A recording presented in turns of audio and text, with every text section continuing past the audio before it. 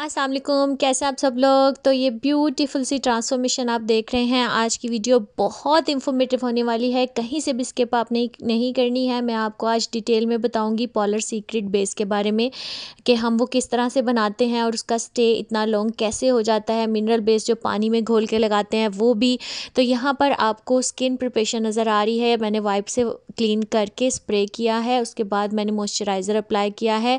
इनकी स्किन जो है वो प्रॉब्लमेटिक स्किन थी। प्रॉब्लमेटिक स्किन वो होती है जो कि हमें करेक्शन बहुत ज़्यादा करनी पड़ती है। यहाँ पर इनको एक्नी भी है, इनको पिगमेंटेशन भी है, इनको डार्क स्किन का प्रॉब्लम भी है।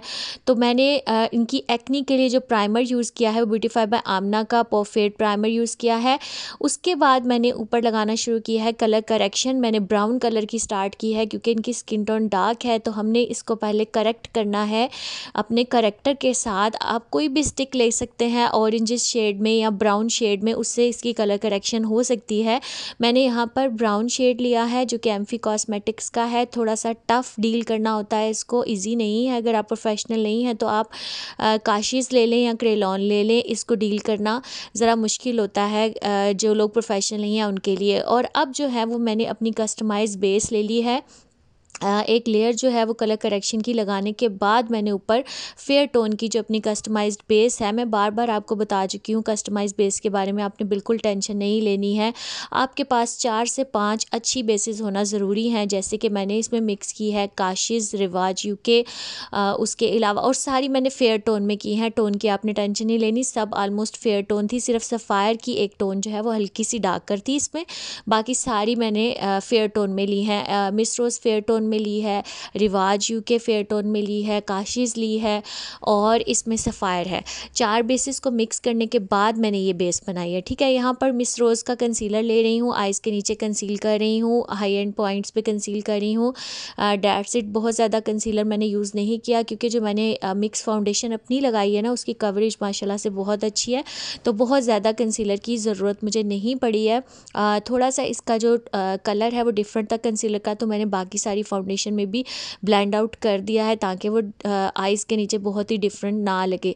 लूज़ पाउडर मैंने लिया है, आप लूज़ पाउडर भी यूज़ कर सकते हैं, कॉम्पैक्ट पाउडर भी यूज़ कर सकते हैं। मैंने इसको सेट करने के लिए, फाउंडेशन को सेट करने के लिए स्पंज लिया है और साथ में लूज़ पाउडर मैं देखे किस तरह टैप टैप करके पेनिट्रेट कर रही हूँ अपनी फाउंडेशन के अंदर, ताकि जो मेरी फाउंडेशन है वो प्रॉपरली लॉक हो जाए। और अब एक फ्लफ़ी सा ब्रश लेकर मैंने एक्स्ट्रा जो भी पाउडर था उसको डस्ट ऑफ कर दिया है।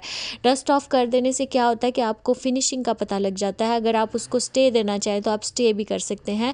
अच्छा, अब मैं आज आपको बताऊंगी ये जो मिनरल बेस मैं यूज़ करती हूँ ब्राइडल्स को या हमारे हैवी मेकअप्स होते हैं जिनको 8 से 10 घंटे की कवरेज चाहिए होती है, उसमें हम मोस्टली मिनरल बेस यूज़ करते हैं। आप और इसको घोलने का तरीका आप ध्यान से देख लें।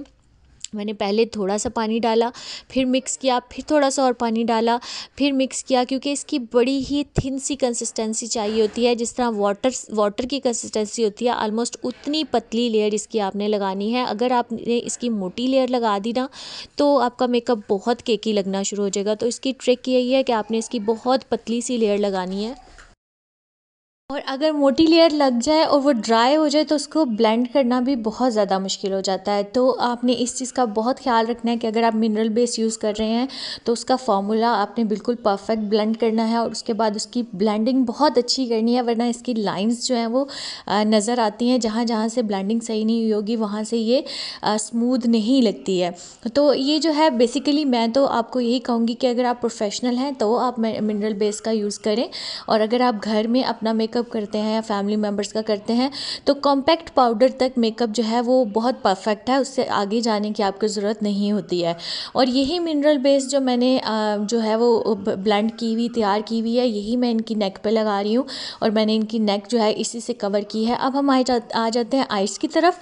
और आइज़ सबसे पहले मैंने कंसील की है यहाँ पर मिस रोज़ का आइवरी 6 आई थिंक ये कंसीलर है, इससे मैंने इनकी आइज़ कंसील की हैं। अब मैं बताती हूँ कि हम कंसीलर से आइज़ की बेस क्यों बनाते हैं, क्योंकि कंसीलर बहुत लाइट कवरेज होता है और इसके क्रीज़ करने के चांसेस भी बहुत कम होते हैं एज़ कम्पेयर टू कोई फाउंडेशन अगर हम आँखों पे लगा दें तो कंसीलर इसलिए मैं रिकमेंड करती हूँ कि इसके ऊपर कलर्स जो हैं बहुत अच्छे बैठते हैं और क्रीज़ भी नहीं करते हैं।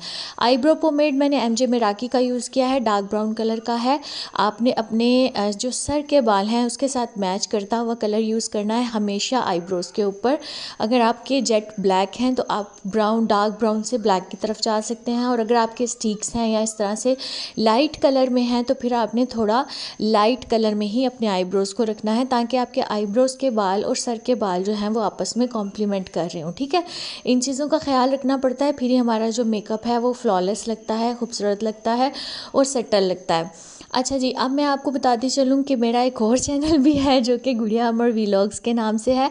अगर तो आप मेरे पुराने सब्सक्राइबर्स हैं तो आपको डेफिनेटली उस चैनल का पता होगा, और अगर आप नए हैं तो आपसे रिक्वेस्ट करूँगी कि आप मेरे उस चैनल को भी सब्सक्राइब करें। वहाँ पर मैं डेली व्लॉगिंग्स लगाती हूँ, यानी कि मेरी डेली रूटीन क्या है, मैं किस तरह से सारा कुछ मैनेज करती हूँ, सब कुछ मैं वहाँ बताती हूँ। तो सबसे पहले मैंने क्रीज़ जो है लाइटर से कलर के साथ सारी बिल्ड कर ली थी, और अब डार्कर ब्राउन शेड लेकर मैंने आउटर कॉर्नर जो है वो बिल्ड कर लिया है। इनके आँख के ऊपर मैं वन कलर प्ले करूँगी, क्योंकि हमने कहीं जाना नहीं था, ये मॉडल थी और ये बेसिकली मैं क्लास दे रही थी अपनी एक स्टूडेंट को, तो इस वजह से मुझे बहुत जल्दी से मेकअप करना था। तो ये देखें, एक सिर्फ ग्लिटर शेड शिमर शेड लेकर मैंने वो अप्लाई कर दिया है, एंड दैट्स इट।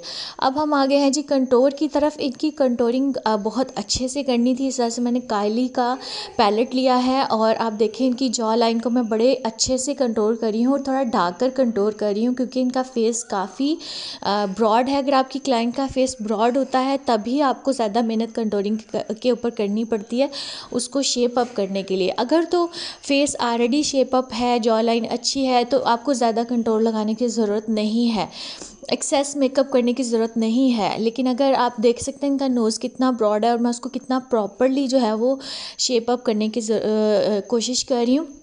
अगर ऐसी नोज़ है तो फिर आप ज़्यादा कंटोर करें। यहाँ पर ब्लश ऑन लगा रही हूँ इनकी चिक्स के ऊपर। ब्लश ऑन मैंने इनको पिंक टोन में लगाया है। मेरे बैकग्राउंड में आवाज़ें हैं, उनको थोड़ा सा इग्नोर कीजिएगा, मेरे बच्चे हैं। हम लोग ये वीडियोस वॉइस ओवर रिकॉर्डिंग्स बहुत एफर्ट से करते हैं, इसलिए अप्रिशिएट लाजमी किया करें, वीडियो को लाइक लाजमी किया करें, चैनल को सब्सक्राइब लाजमी किया करें। आपका तो सिर्फ एक सेकंड भी नहीं लगता है क्लिक करने में, लेकिन हमारे लिए बहुत ज़्यादा अप्रिसिएशन हो जाती है अगर आप हमारी वीडियो को लाइक कर देते हैं या मेरे चैनल को सब्सक्राइब कर देते हैं। आप यकीन करें, अगर हम चैनल के लॉगरिथम में आके देखें तो 60-65% लोग ऐसे होते हैं जो मेरी वीडियोस को फुली वॉच कर रहे होते हैं लेकिन सब्सक्राइब नहीं करते, तो उससे बहुत हम डिसहार्ट हो जाते हैं।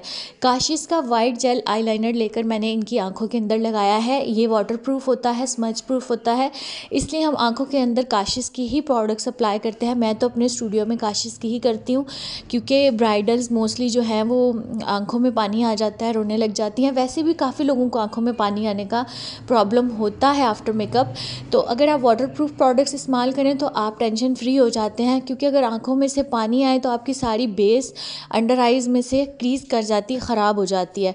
तो इसलिए आपने प्रोडक्ट्स इस बात का बहुत ख्याल रखना है कि आंखों के अंदर जो भी प्रोडक्ट आप अप्लाई करें वो बहुत हाई एंड क्वालिटी की हो, वाटरप्रूफ हो, स्मज प्रूफ हो। ठीक है जी।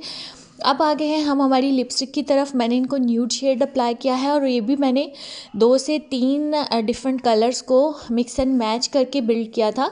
ऐसा बहुत कम होता है कि हमें हमारा डिज़ायर्ड कलर जो है वो एक ही लिपस्टिक से मिल जाए, हमें मिक्स करना पड़ता है शेड्स को, इसलिए हम आपको एग्जैक्टली नहीं बता पाते हैं लिपस्टिक का शेड वगैरह, क्योंकि आपके सामने मैंने 2 लिपस्टिक्स अप्लाई की हैं, एक लिप ग्लोज अप्लाई किया है, और फिर मेरा जो ये शेड है वो बन गया है जो मुझे चाहिए था। और इनर वाली साइड पे आप लाजमी जो है एक दफ़ा कॉटन बड के साथ लिपस्टिक लगा दिया करें अगर आपने लिप ग्लोज लगाया, क्योंकि लिप ग्लोज मोस्टली ड्राई होते हैं, वो क्रैक हो जाते हैं। हाँ जी, हाईलाइटर की बारी आ गई है। हाईलाइटर पूरे फेस पे जहाँ जहाँ अप्लाई किया है, उसके बाद ब्रो बोन पे, टीयर डक पे, हर जगह पर मैंने हाइलाइटर को अप्लाई कर दिया है। यहाँ पर लैशेस जो हैं वो मैं मैग्नेटिक लैशेस यूज़ कर रही हूँ। मेरा मेथड ये है मैग्नेटिक लैशेस का कि मैं लैशेस के ऊपर ही उनका लाइनर अप्लाई करके और उसको डायरेक्टली जो है वो अटैच कर देती हूँ।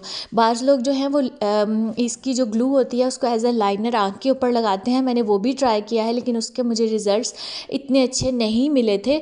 इस वजह से मैंने जो है वो ये वाला मेथड शुरू किया है कि आप डायरेक्टली लैश के ऊपर इसका लाइनर लगाएं। लाइनर हेयर ग्लू जो मैग्नेटिक लैशेस के साथ ही आती है, और फिर लैश को जो है वो आप चिपकाएं तो ये कंपैरेटिवली मच बेटर रिजल्ट्स की तरफ चले जाएंगे आप। ठीक है, यहाँ पर क्रिस्टीन का एक्वा लाइनर लिया है, जो कि मोस्टली आप मेरी वीडियोज़ में देखते होंगे कि मैं यूज़ करती हूँ। पता क्या होता है, आपका हाथ एक चीज़ के ऊपर सेट हो जाता है ना, तो फिर आप दूसरी चीज़ों की तरफ कम ही मूव करते हैं। हालांकि मेरे पास भी 8 से 10 तरह के एक्वा लाइनर पड़े हुए हैं, लेकिन क्योंकि मुझे एक के रिज़ल्ट्स अच्छे लग गए हैं, उसके ऊपर मेरा हाथ सेट बैठ गया है, तो मैं मोस्टली जो है वो क्रिस्टीन का ही एक्वा लाइनर यूज़ कर रही होती हूँ। इतना सांस चढ़ा है ना, मैं पता नहीं क्यों वॉक कर के वॉइस ओवर कर रही हूँ, तो इतना सांस चढ़ा है तो मैं आपसे फिर यही कहूँगी कि यकीन माने ये चीज़ें, बीइंग अ हाउस वाइफ, मेरे 2 बच्चे भी हैं, स्टूडियो मैनेज करना, अगर आप मेरे व्लॉगिंग का चैनल देखते हैं आपको पता लगता होगा कि मेरी रूटीन कितनी टफ़ है, उसमें मैनेज करके हम ये वॉइस ओवर वगैरह करते हैं।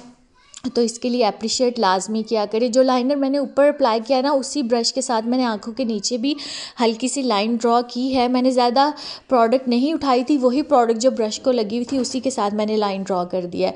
एंड हेयर वी गो, आप देख सकते हैं फाइनल रिजल्ट्स कितने अमेजिंग आए हैं माशाल्लाह से। She was looking so stunning. और इनकी बेस 2 से 3 घंटे मैंने रख के देखी, बिल्कुल ना ग्रे हुई ना ब्लैक हुई। आपने सारा मेथड ध्यान से देखना है, अगर नहीं समझ आया दोबारा वीडियो को चला के देखें कि मैंने इनकी बेस डार्कर स्किन के ऊपर इतनी लाइटर बेस मैंने किस तरह से बनाई है। और बहुत ही सस्ते तरीके से, सस्ती प्रोडक्ट्स के साथ मैंने इनका मेकअप किया है। बहुत ज़्यादा महंगी कोई भी मैंने प्रोडक्ट नहीं अप्लाई की है, ताकि आप इजीली ये मेकअप जो है वो घर में सीख सकें और कर सकें। आई होप सो कि मेरी वीडियो से आप ज़रूर सीखते होंगे। सीखते हैं तो लाइक करके जाइएगा। मिलूंगी नेक्स्ट वीडियो में। अल्लाह हाफिज़।